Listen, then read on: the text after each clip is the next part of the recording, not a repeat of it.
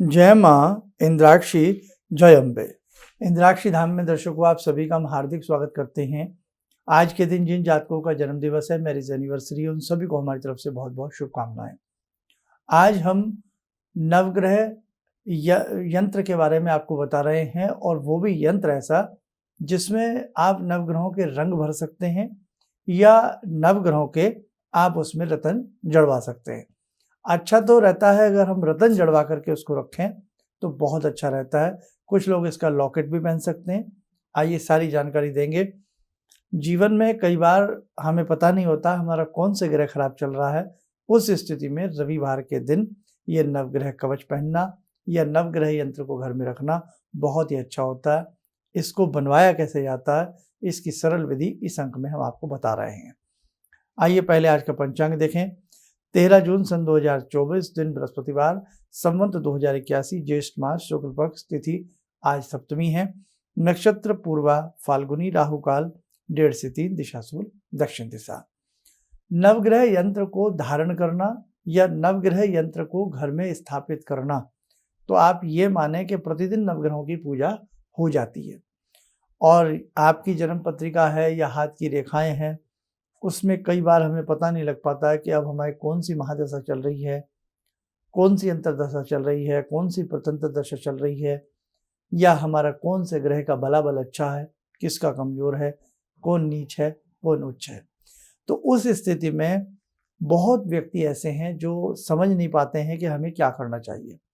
तो हमारी राय यही है कि नवग्रह यंत्र या तो देखो भैया भोजपत्र के ऊपर बनवाया जाता है, नहीं तो उसका आसान सा तरीका है, आप बाज़ार में जावें, बाज़ार में जा कर के यदि इनमें बहुत सस्ते सस्ते यंत्र आते हैं इनके, जैसे अब पीला पुखराज है, ठीक है, येलो सफ़ायर है, तो पीला पुखराज तो बहुत महंगा आएगा।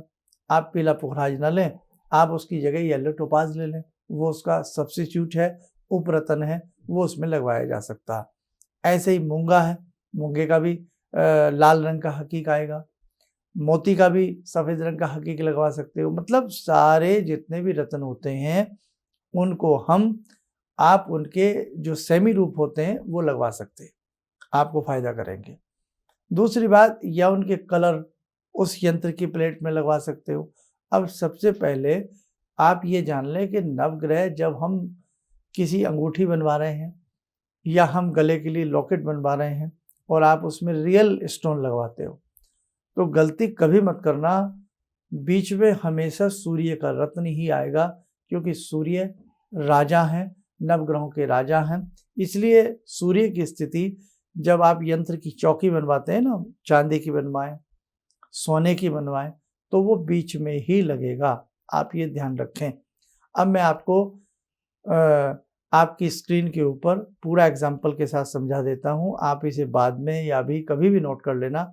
जब भी कभी किसी के लिए नवग्रह की अंगूठी, यंत्र या लॉकेट बनवाना हो तो इसी तरीके से उसमें रत्न लगाने की व्यवस्था की जाती है। आइए देखें आपकी स्क्रीन में ये पूरी चौकी बनी है, एक खाने बने हैं 9।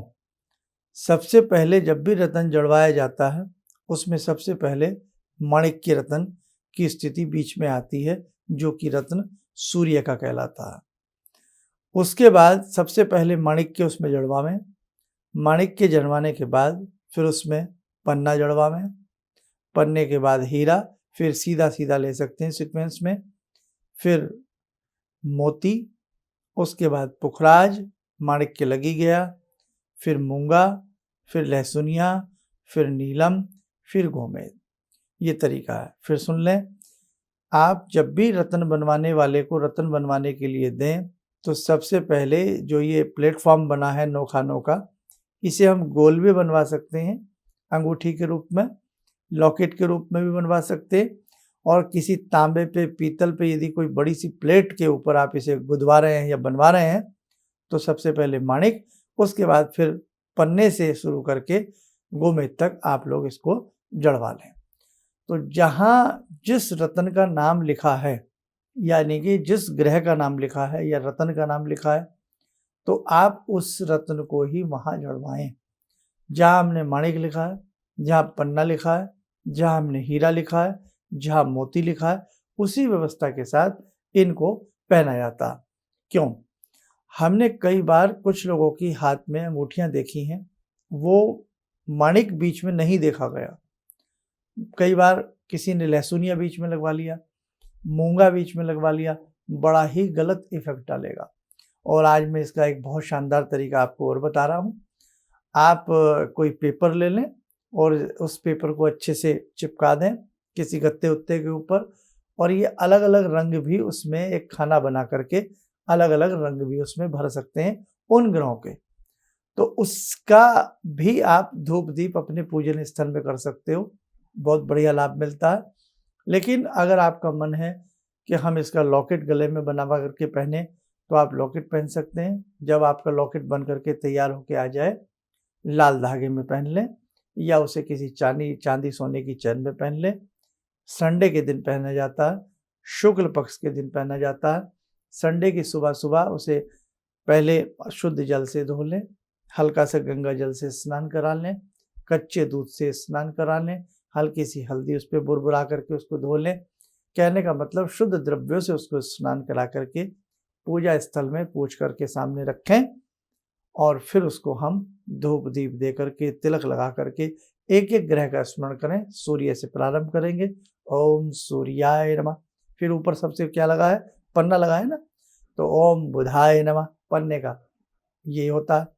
फिर आपका हीरा लगा है, शुक्राय नमः, चंद्राय नमः। इस प्रकार से हम इनके नाम ले करके उन्हें प्रणाम कर लें और प्रार्थना करें कि हे नवग्रह, आप हमसे प्रसन्न रहें। मैं आज आपको धारण कर रहा हूँ, कर रही हूँ, आपकी कृपा मुझ पर बनी रहे। धारण करना है तो ऐसे, और यदि किसी तांबे चांदी की प्लेट में आपने ये 9 के 9 ग्रह लगवाए हैं, उनके रतन लगवा लिए। रतन जो छोटे छोटी डिब्बी भी आती है रत्नों की, बहुत सस्ती आती है, वो लगवाई है, या और थोड़े मोटे साइज के रतन लगवाए हैं, उसमें वजन का कोई चक्कर नहीं। बस ध्यान रखें कि जो रतन लगवाए गए हैं, चाहे आपने लॉकेट पहना है, अंगूठी पहनी है, या आप उसे घर में किसी प्लेट में जड़वा रहे हैं, तो ध्यान रखें वो यंत्रों का उनका जो आप इसमें रतन लगवा रहे हैं, रत्नों का साइज जो है करीब करीब सेम सा रहना चाहिए। ये ना हो कि एक रतन बहुत छोटा, एक रतन बहुत बड़ा। ऐसी अंगूठी गला हर जगह ध्यान रखना है। तो ये नवग्रह की बहुत डिमांड आ रही थी कि नवग्रह की रतन कैसे पहना जाता है, कौन सा रतन अंगूठी में किस स्थान पर जड़वाया जाता है। तो ये जानकारी इस अंग में हमने आपको दी है। कोई साइड इफेक्ट नहीं है। अगर आपके रत्न अच्छे हैं तो नवग्रह का लॉकेट पहना जा सकता है। नवग्रहों की रिंग अगर आप पहनते हैं तो किस उंगली में पहनी जाती है? पॉइंट वाली बात है ना। तो भी सूर्य की उंगली में पहने आप। किसमें?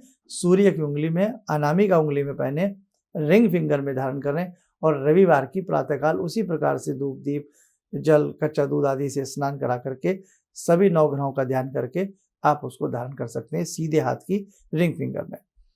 बढ़िया तो सबसे ज़्यादा तो यही रहता है कि या तो लॉकेट पहने, और या ये छोटे छोटे रतन किसी प्लेट में जड़वा करके, धातु की प्लेट में, चांदी सोना महंगा पड़ जाता है तो चांदी, तांबा, पीतल, और अपने पूजा घर में रख लो। रोज इन्हें आप जल से स्नान करा दो, खाली जल से ही स्नान करा दो। और जब धूप दीप तो हम सभी भगवान के लिए करते ही करते हैं, इनके ऊपर भी इनको खड़े स्थिति में रखें, धूप दीप इन पे भी होता रहे। तो बच्चों, ये मैंने आज आपको बड़ा ही दुर्लभ और आसान तरीका बताया है। नवग्रहों की पूजा जो नहीं जानते, सार्थकता उनको प्राप्त होगी। प्रतिदिन नवग्रहों का स्नान जो व्यक्ति कराता, पंचद्रव्यों से भी स्नान करा सकते हैं आप, जैसे हम और अभिषेक आदि में लेते हैं, प्रयोग में लाते हैं। नहीं तो सबसे पहले शुद्ध जल कर दें, हल्के से कच्चे दूध का स्नान करा दें, दधी का स्नान करा दें, हल्का सा शहद का करा दें, और हल्दी का स्नान कराया जा सकता है, कोई दिक्कत नहीं है। शुद्ध जल का स्नान करा करके कपड़े से पूछ करके सामने रख लें। जब स्नान करा रहे हों, ओम नवग्रहभ्यो नमः, या ओम ब्रह्मा मुरारी स्पांतकारी भानु शशि भूमि सुतो बुधश्च, आपको आता ही होगा। तो स्नान आप वैसे ही करा दीजिएगा नवग्रहों का ध्यान करके।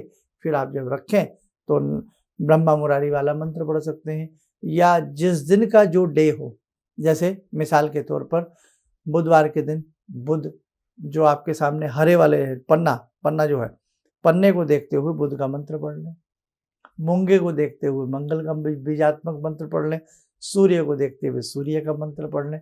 डे के हिसाब से, तो जो डे के हिसाब से, प्रतिदिन के हिसाब से प्रत्येक मंत्र का जाप करता है, नवग्रहों के बीज मंत्र पड़ता है और सामने उसके इस प्रकार से यंत्र होगा तो यंत्र की यांत्रिक तरंगे, ये एक यंत्र बन जाता है एक तरह से, नवग्रह यंत्र का यंत्र। तो इसकी यांत्रिक तरंगे बहुत अच्छे से कार्य करती हैं और नवग्रह जातक के प्रसन्न बने रहते हैं और विशेष लाभ की प्राप्ति आपको धीरे धीरे जरूर होगी। तो आइए समय हो चला आज की ध्यान साधना का। आज की ध्यान साधना में जुड़ते हैं भगवान श्री राम से। ओम रामो राजमणि सदा विजयते, रामं रमे संभजे, रामेण विहता निशाचर चमू, रामाय तस्मै नमः। रामानास्ति परायणं परतरं, रामस्य दासोऽम्यहम्। रामे चित्तलया सदा भवतु मे, भो राम मामुद्धर। राम रामेति रामेति, रमे रामे मनोरमे, सहस्रनाम तत्तुल्यं, राम नाम वरानने।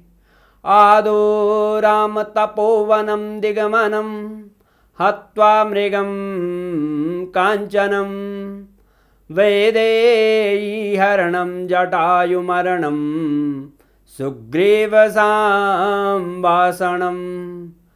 बाले निग्रहणं समुद्रतरणं, लङ्कापुरे दाहनं, पश्चात् रावणकुम्भकर्णहननं, एतद्धि रामायणम्।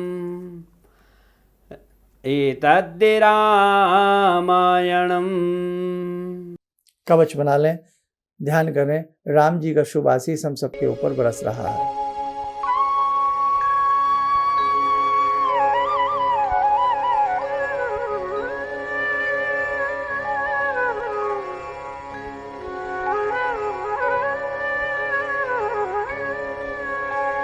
ओम बोलते हुए नेत्र खोलें, सामान्य हो जाए। देखो साधकों, नई नई जानकारी देने का हमारा प्रयास होता है और आज की ये जानकारी आप इसको जब प्रयोग में लाएंगे तो आपको बहुत अच्छा लगेगा।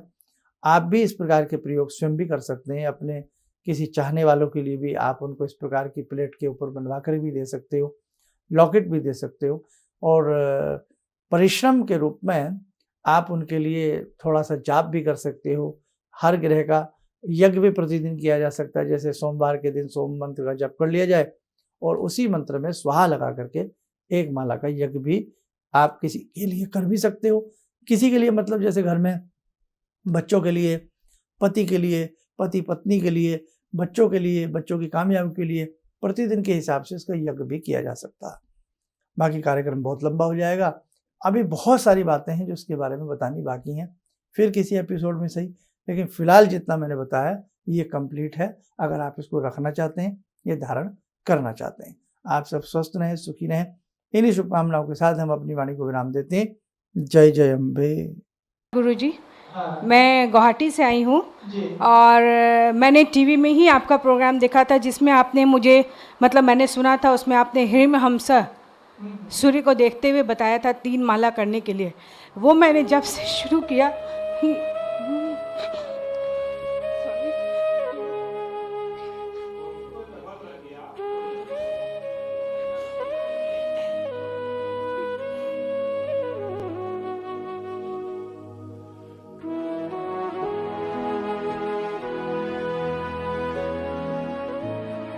शक्ति से मैं बहुत मुसीबत में रही हूँ। एक पावर सा मेरे अंदर आया और मुझे एक नेगेटिविटी दूर हुई और मतलब मैंने ऐसा फील किया कि मैं उस प्रॉब्लम को फेस कर सकती हूँ और अभी भी मतलब कंटिन्यू है मेरा वो, तब तक शायद जब तक मेरा जीवन रहेगा, जब तक मेरी प्रार्थना पूरी ना हो जाए। Thank you so much. किसी भी समस्या के समाधान के लिए मिले प्रसिद्ध हस्तरेखा एवं वास्तु विशेषज्ञ प्रोफेसर धर्मेंद्र शर्मा जी से। नोट: शिविर में भाग लेने हेतु एवं व्यक्तिगत रूप से मिलने के लिए कॉल करने का समय सुबह 10 बजे से शाम 6 बजे तक। हमारे विभिन्न ज्ञानवर्धक कार्यक्रम देखने के लिए आप हमें अभी सब्सक्राइब करें, बेल आइकन को प्रेस करें ताकि आप देख सकें हमारा कार्यक्रम सबसे पहले। और अधिक जानकारी के लिए फेसबुक पेज को लाइक करना न भूलें।